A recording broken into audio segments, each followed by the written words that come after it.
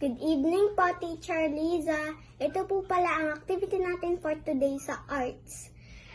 Let us make a paper boat. Materials needed. Colored paper. Ito po. Step number 1. Fold the paper in half.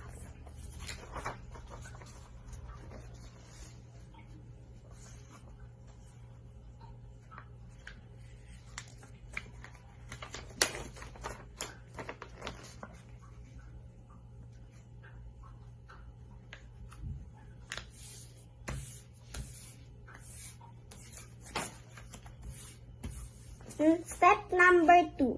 Fold the corner and bring it in an inch away from the other folded edge.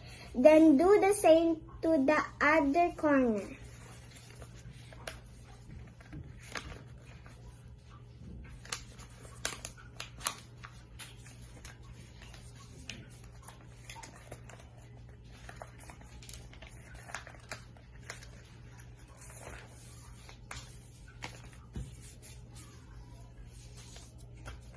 Step number 3. Fold the excess edges over the folded corner to the other side.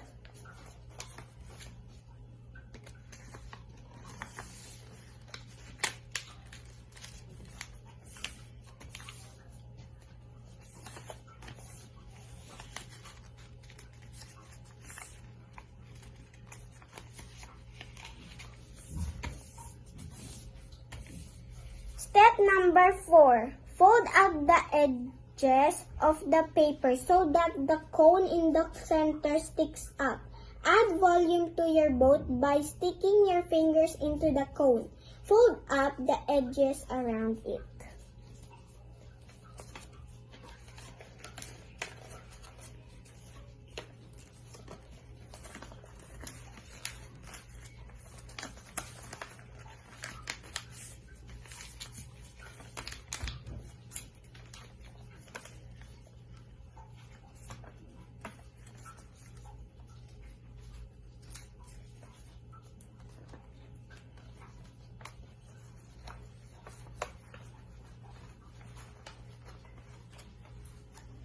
Number 5. Step number 5. Fill a wild plastic container with water and start playing with your paper boat. Enjoy it and find a match for the race.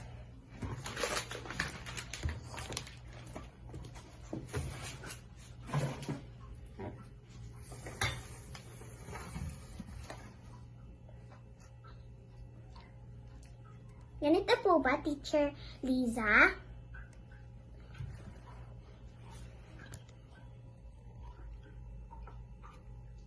My boat.